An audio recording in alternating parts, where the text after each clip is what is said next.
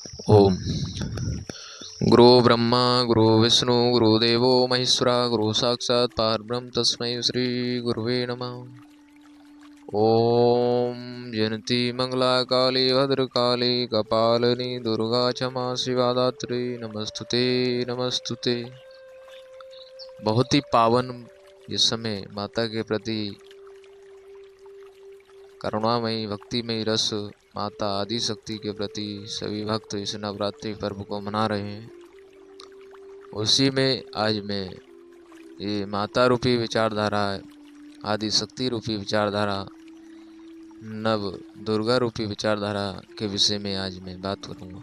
ये आदि शक्ति को मानने के पीछे क्या आध्यात्मिक मान्यता है, क्या है भौतिक मान्यता है या पौराणिक मान्यता है, तो इसी प्रश्न को लेकर आज मैं चर्चा करूँगा।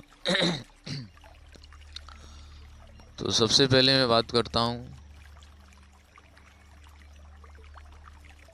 कि ये जो शक्तियाँ, इनका उद्गम कैसे हुआ। तो ये शक्तियाँ हमारी प्राचीन काल से वेदों में इनका उल्लेख है। प्राचीन धर्म ग्रंथों में बड़े विशेषता के साथ इन शक्तियों को सजोया गया है और इनकी विशेषता को मंत्र के जरिए बड़े व्यवस्था के साथ प्रकट किया गया है। तो ये जो पूरा ब्रह्मांड है, इसमें वो पराशक्ति ही काम कर रही है। ये पूरे जितने भी ब्रह्मांड में सौर मंडल हैं, उनमें वो आदि शक्ति पराशक्ति ही है, जिसके कारण ये संपूर्ण प्रकृति का संचालन हो रहा है। तो माँ का स्वरूप जो प्रकट होता है, कहीं कोप लेकर पैदा होता है, कहीं रौद्र, कहीं क्षमा, कहीं कृपा। तो आदि शक्ति भक्तों की रक्षा करने के लिए, पृथ्वी का संतुलन बनाने के लिए प्रकट होती है। क्या है वो किसी महापुरुष के रूप में प्रकट हो, क्या है किसी विराट पुरुष के रूप में प्रकट हो, क्या है किसी सत्पुरुष के रूप में प्रकट हो। बहरहाल वो संतुलन बनाने के लिए इस धरा पर आते हैं, क्योंकि महापुरुष के अंदर भी वही परम चेतना पराशक्ति ही काम करती है, जिसके जरिए वहाँ यानी मनुष्य को व्यवस्थित करने के लिए महापुरुष अवतार लेते हैं। तो अगर मैं इसकी बात करूं कि पौराणिक मान्यता क्या मानी जाती है, तो माता जब पृथ्वी पर अत्याचार बढ़ा और महिषासुर नामक एक राक्षस हुआ और उस राक्षस ने पापाचरण करते हुए सताना शुरू किया, तो माता ने अपना विकराल रूप प्रकट किया और महिषासुर का वध किया। और तभी से माँ आदि शक्ति के प्रति लोग अपनी करुणा और कृतज्ञता को प्रकट करते हैं। और एक पौराणिक मान्यता ये है कि इसी टाइम भगवान राम जो है, जब रावण को मारकर विजय होकर लौटे, तो उन्होंने भी माता के प्रति स्नेह और करुणा को प्रकट करते हुए माँ आदि शक्ति का स्मरण किया। क्योंकि माता की जो महिमा है वो प्राचीन काल से, वैदिक काल से बड़ी ही आदरणीय है और उन्होंने कहीं ना कहीं व्यवस्था देने का ही काम किया है। तो भगवान राम जी ने भी माता के प्रति एक भाव रखते हुए उनकी पूजा आराधना की, जब रावण को मार करके वो लौटे। और भी अन्य पौराणिक मान्यता है जिनको माना जाता है, ऐसा भी माना जाता है ब्रह्मा जी ने सृष्टि की जो स्थापना करी, इसी समय की यही दिन आदि शक्ति का माना जाता है। और भी कई धार्मिक मान्यता है, लेकिन उस बात को अगर आप ना भी समझें, लेकिन वर्तमान चीज़ों को आप देखें तो कर्म करने की शक्ति भी, हमारे शरीर में जो शक्ति काम कर रही है वो भी पराशक्ति ही है, जिसको आत्मा कहा गया। तो माता का ये नहीं कि 9 ही स्वरूप प्रकट होते हैं, माता के विभिन्न स्वरूप हैं और वो कहीं ना कहीं किसी न किसी रूप में हमारे और जीवों के अंदर, प्रकृति के अंदर काम कर रही है।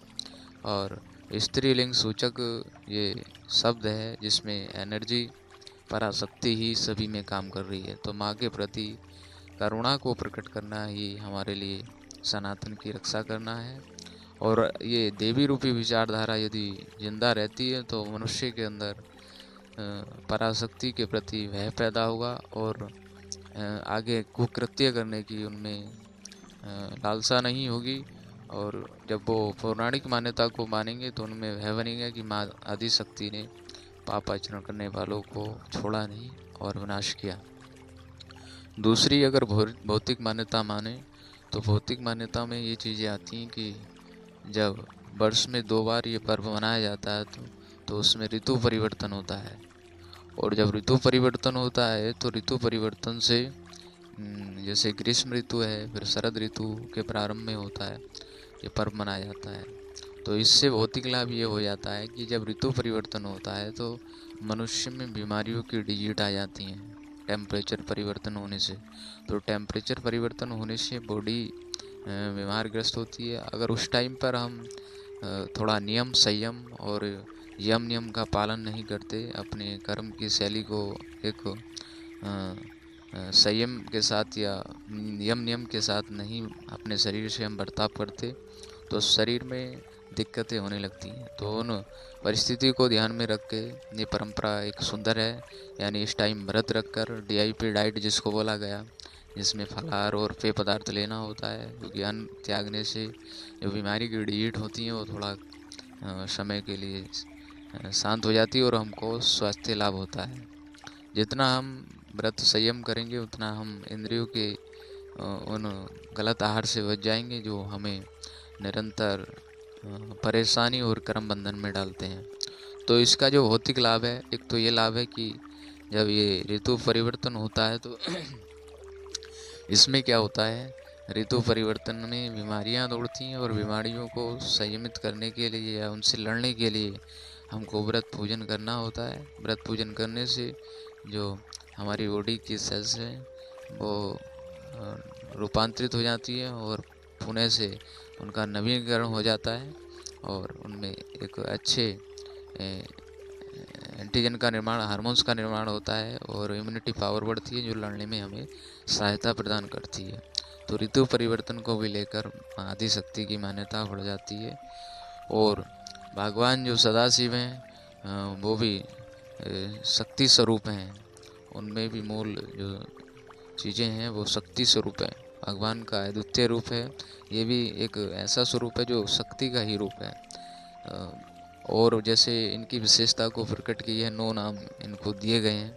जैसे पहला नाम आता है शैलपुत्री यानी पहाड़ों की पुत्री, और दूसरा नाम आता है ब्रह्मचारिणी यानी महिला द्वारा यानी महिलाओं की छात्र छाया, और तीसरा चंद्रघंटा, ये भी अर्धचंद्रकार घंटा से संबंधित है। और कुष्मांडा भी है, ब्रह्मांडीय अंडा। और इसमें लिखा है स्कंद माता, स्कंद माता का मतलब है स्कंद की माता। और कात्यायनी रानी राक्षसों का वध करने वाली, और कालरात्रि रात की देवी, और महागौरी महान तेज, और सिद्धदात्री कहा गया अलौकिक हमको सुख देने वाली। तो माता का कहीं ना कहीं रूप ऐसा प्रकट होता है जो हमको व्यवस्था प्रदान करता है और एक ऐसी आस्था को पैदा करता है जिसमें सुंदर विचार, लोगों के प्रति प्रेम, करुणा, मुदिता और अहिंसा का उद्गम होता है, उनका बीज होता है। तो माँ ने एक मन के स्तर पर संतुलन देने का काम किया है और दर्शन में एक ऐसी व्यवस्था तैयार की है जिसको लोग मान करके माँ आदिशक्ति से जुड़े। तो यही विचारधारा माता के प्रति है कि माता को मानने के पीछे हमारे अंदर व्रत रखने से कितना संयम रहता है और हमारी जो इंद्रियों का वेग है वो तामसिक ना बने, सात्विक बने। सात्विक कार्यों में जब हम लगते हैं तो हमारे अंदर सात्विकता आती है और हमारा आत्म कल्याण होता है। तो आत्म कल्याण के लिए ये 9 दिवसीय व्रत पूजन होता है जिसमें हम बड़े संयम के साथ फलाहार लेकर के, फलाहार खा करके इंद्रियों के उन जो हमको अनैतिक कार्य की करने की प्रेरणा देती हैं उनसे ये साधने की प्रेरणा देती है। और व्रत रखने से ध्यान और मेडिटेशन अच्छा होता है और कर्म की जो श्रृंखला है वो सात्विक होती है। यानी कर्म की श्रृंखला को सात्विक करने के लिए व्रत रखना बहुत ज़रूरी होता है। व्रत